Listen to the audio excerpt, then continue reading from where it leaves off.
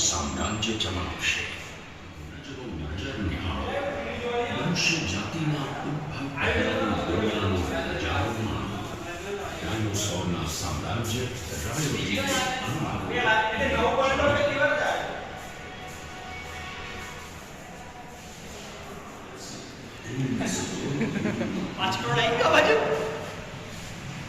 જે સરીસૃપી તરીકે પણ જાણીતો છે. આ પીરિયડની શરૂઆતમાં મહાવિનાશની ઘટના નોંધાઈ હતી, જે ટ્રાસિક કાળના અંતે સર્જાઈ હતી. જોકે આ વિનાશક ઘટના જીવનના વિકાસ અને ક્રાંતિને અટકાવી શકી નહોતી. જુરાસિકના અંતિમ કાળ દરમિયાન ધ્રુવીય પ્રદેશમાં હિમનો બરફની ભેજવાળી અને દરિયાઈ સપાટી ઘણા પ્રદેશો પૂરગ્રસ્ત હતા. ટ્રાયાસિક પીરિયડ 25 દશમલવ 1 થી 20 દશમલવ 3 વર્ષ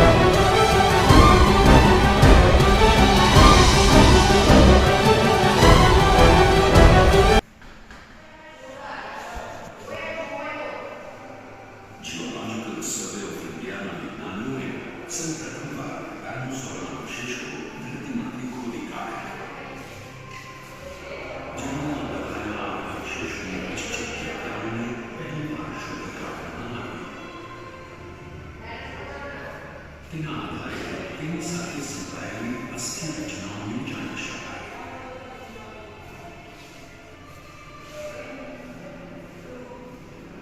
વિપુલ પ્રમાણમાં મળેલા ખોપરી, કરોડરજ્જુ, જડબા, હાથ પગ અને પૂંછડીના સંલગ્ન હાડકાં એક ચોક્કસ પ્રકારના ડાયનોસોરની અશ્મિભૂત મહત્વની કડી બન્યા અને પ્રાપ્ત થયેલા વિશાળકાય ડાયનોસોરની શરીર રચના અને કંકાલ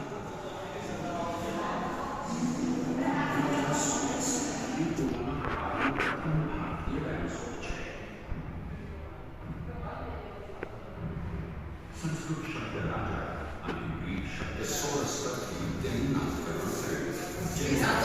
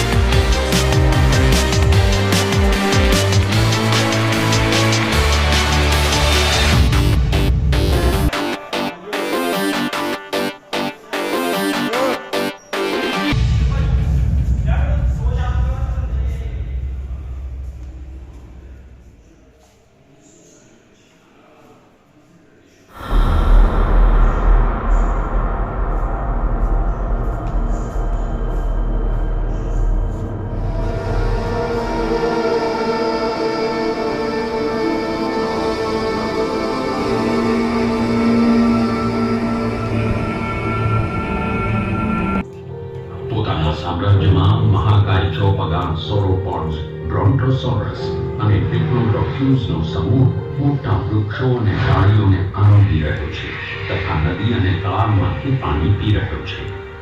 ડાયમોર્ફોડોન અને ટેરાનોડોન ખુલ્લા આકાશમાં વિહરી રહ્યા છે. એક રાગના સુમેળનું આભાસ સ્થપાયું છે. જીવનરૂપી ઋતુમાં જાણે કે વસંત ખીલી છે.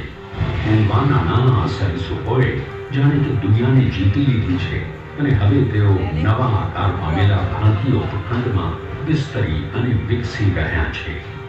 6.7 કરોડ વર્ષ અગાઉ ગોંડવાનાના મહાખંડમાં ગુજરાતની ભૌગોલિક સ્થિતિ આજની સ્થિતિ કરતાં અલગ હતી. તેનો અમુક ભાગ રણમાં ફેરવાય તે પહેલા કચ્છ, રાયોલી અને દાહોદ અલગ થઈ ગયા. મહાકાય સરીસૃપ પ્રજાતિના પ્રાણીઓનું રાજ હતું. ઉત્ક્રાંતિ ઉછળતી કૂદતી આગળ વધી. પ્રકૃતિ સાથે અનુકૂલન સાધી શકનારા ટકી ગયા. એક વિશાળ અને વિકરાળ દ્વિપદી માંસભક્ષી થિયોપોડ ડાયનાસોર માથે મુગટ ધરાવતો રાજાસોરસ શિકારની શોધમાં વિચરી રહ્યો છે. આશરે 21 ફૂટની લંબાઈ અને 8 ફૂટની ઊંચાઈ ધરાવતા 4 ટન વજનવાળા આ મહાકાય પ્રાણીનો જન્મ જ શિકાર કરવા થયો છે. રાજાસોરસ એટલે ગરોળીઓનો રાજા. નજરની સામે શિકાર આવતાની સાથે જ તેનો ખાત્મો બોલાવી દે છે આ સ્ફૂર્તિલો થિયોપોડ.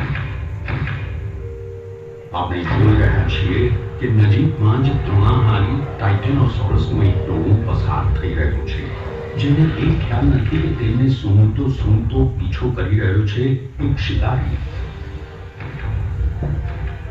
ટાઇટેનોસોરસનો અર્થ થાય છે રાક્ષસી ગરોળી, જે રાક્ષસી કદના વિશાળ પ્રાણી છે. 40-50 ફૂટની લંબાઈ, નિતંબ સુધી 10 ફૂટની ઊંચાઈ અને લાંબી ગરદન. આવું મહાકાય શરીર કોઈ પણ શિકારીની પહોંચની બહાર છે. પુખ્ત વયનું ટાઇટેનોસોર એ શિકારી માટે પડકારનું ચોક્કસ છે, પરંતુ તેનું બચ્ચું નહીં. આપણને દેખાય છે કે મોટેરાની વચ્ચે સુરક્ષા કવચ બનાવીને આ બચ્ચું ચાલી રહ્યું છે. તેઓ જળાશયના કિનારા પાસેથી પસાર થઈ રહ્યા છે. બચ્ચાને અચાનક પાણીમાં પોતાનું પ્રતિબિંબ દેખાય છે અને જિજ્ઞાસાપૂર્વક તે કવચમાંથી છટકીને બહાર નીકળી જાય છે. પોતાનું જ પ્રતિબિંબ જોઈને તે ખુશ થઈ જાય છે. તેનું ધ્યાન પાણીમાં છે ત્યારે બદનસીબે પોતાનું ટોળું આગળ નીકળી જાય છે. પરંતુ ખરું દુર્ભાગ્ય તો એ છે કે રાજાસોરસની શિકારી નજર આ બચ્ચા ઉપર મંડાય છે. બાળ ટાઇટેનોસોર જ્યારે પોતાનું પ્રતિબિંબ જોઈ રહ્યું છે ત્યારે તે પાણીમાં તેને 3 શિંગડાવાળું એક વિશાળ પ્રતિબિંબ દ્રશ્યમાન થાય છે. તે જોઈને બચ્ચું ગભરાઈ જાય છે. શિંગડા ઉપરાંત હાડકાંવાળી મોટી ઝાલર ધરાવતું આ પ્રાણી છે ટ્રાયસેરાટોપ્સ. તે અવાજ કરી રહ્યું છે અને નજીક આવી રહ્યું છે. ગભરાયેલું બચ્ચું જરાક આગળ ખસે છે, પરંતુ આ પ્રાણી તેના તરફ ધસતું નથી. દેખાવે હિંસક લાગતું આ પ્રાણી અસલમાં તો એક શાંતિપ્રિય તૃણાહારી છે. તે શરીર પર ટૂંકા છતાં મજબૂત અવયવો ધરાવે છે, પરંતુ તેની આ શક્તિનો ઉપયોગ આત્મરક્ષણ માટે કરે છે. ટ્રાયસેરાટોપ્સ પાણી પી રહ્યું છે એ દરમિયાન બચ્ચું ત્યાંથી છટકીને નીકળી જાય છે. પથ્થરોની પાછળ રહીને શિકાર પર પ્રકાશ રાખી રહેલા શિકારી માટે આ એક સરળ અને નાનો શિકાર છે. ક્રિટેશિયસ કાળના ઉત્તરાર્ધમાં જ્યારે એક નિર્દોષ જિંદગી પૂર્ણ થવાના આરે હતી, ત્યારે ભારતીય ઉપખંડમાં કચ્છ અને દાહોદમાં બીજી જિંદગીની શરૂઆત થઈ ગઈ હતી. આ એ ધરતી હતી જે ભારતીય ટાઇટેનોસોરિડ સોરોપોડ્સ અને એબિલિસોરિડ થિયોપોડ્સ માટે આદર્શ આવાસરૂપ હતી.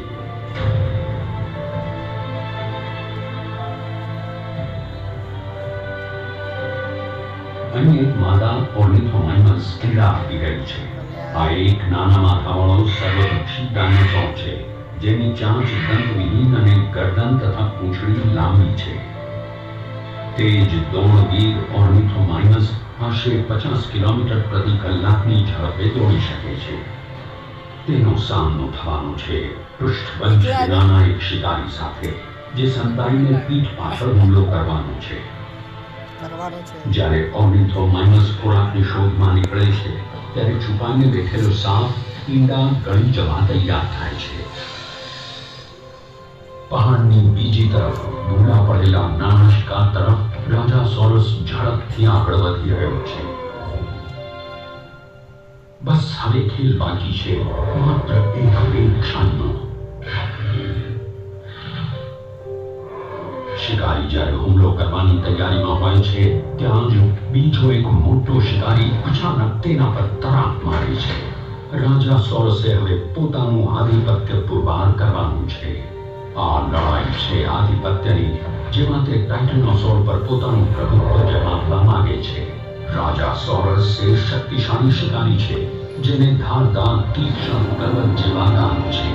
તે મજબૂત પૂંછડી, માંસલ શરીર, તીક્ષ્ણ જડબા અને ભારે ખમહાળતા ધરાવે છે. રાજા સોરસ એ બીજા રાજા સોરસની સાથે ટકરાઈ રહ્યો છે. પોતાનું સામ્રાજ્ય સ્થાપવા માટેનું આ યુદ્ધ છે જેમાં એકની હાર તો નિશ્ચિત છે. આ વિકરાળ સરીસૃપોએ સમગ્ર ભારતીય ખંડમાં પોતાનું સામ્રાજ્ય જમાવ્યું છે. તે જીવનનો ભરપૂર આનંદ માણી રહ્યા છે. ડાયનોસોરની ઉત્ક્રાંતિની સાથે જીવન પણ વિકસવા લાગ્યું. એક કૃત્રિમ એસ્ટેરોઇડ પૃથ્વી તરફ ધસમસી રહ્યો છે. આપણા વાતાવરણમાં પ્રવેશતાની સાથે જ તે એક અગનગોળો બની ગયો. 35,000 ડિગ્રી તાપમાને તે લાખો સૂર્ય કરતાં વધુ તેજથી સળગી રહ્યો છે. વિનાશ તેનો પીછો કરી રહ્યો છે ત્યારે છેલ્લા ડાયનોસોર પર્યાવરણ સાથે અનુકૂલન સાધવાના ડાર્વિનવાદ સામે ઝઝૂમી રહ્યા છે. બે ખૂંખાર શિકારીઓ પોતાના શિકાર માટે યુદ્ધ કરી રહ્યા છે. મહાકાય તૃણભક્ષીઓ ઘાસના મેદાનો સાફ કરીને છેલ્લું થોડું બીજા માટે રાખી રહ્યા છે. માતા ડાયનોસોર ખોરાકની શોધમાં નીકળી છે અને પ્રાગૈતિહાસિક સાપ તેના ઈંડા અને બચ્ચાને ખાઈ જવા તૈયાર થયો છે. અસ્તિત્વ ટકાવવાની અંતિમ લડાઈ એ જ પર્યાવરણ સાથે અનુકૂલન સાધવાની બાબત છે. કુદરતના પ્રકોપ સામે કોઈ પણ જીવજંતુ ટકી શકે તેમ નથી અને પછી થયો વિનાશકારી પ્રચંડ ઉલ્કાપાત. વિનાશની માત્ર એક ઘટના નહોતી, એ વર્ષો સુધી ચાલનારી તબક્કાવારની પ્રક્રિયા હતી. આ વિનાશકારી ઘટનાને પરિણામે રચાઈ એક નવી દુનિયા. આ દુનિયાની રચનામાં લાખો વર્ષ વીત્યા. આજે એ ઐતિહાસિક ધરતી પર વસે છે એક ઉત્સાહી સમાજ અને એ સમૃદ્ધ રાજ્ય છે ગુજરાત. કલ્પના કરો કે આ એ ગુજરાતની ધરા છે જ્યાં મહાકાય સરીસૃપોનું સામ્રાજ્ય હતું. આ ધરતીના પેટાળમાં અત્યારે માત્ર તેમના જીવાશ્મ ધરવાયેલા છે. આ દરેક જીવાશ્મ એ તેમની ઉત્ક્રાંતિ અને વિનાશના ભૂતકાળના અમૂલ્ય ખજાનાની ચાવી છે. દરેક જીવાશ્મ એ અતિ પ્રાચીન સમયને જાણવાનું એક માધ્યમ છે. ડાયનોસોરના મહાસામ્રાજ્યના યુગમાં સફર કરવાનું સાધન છે.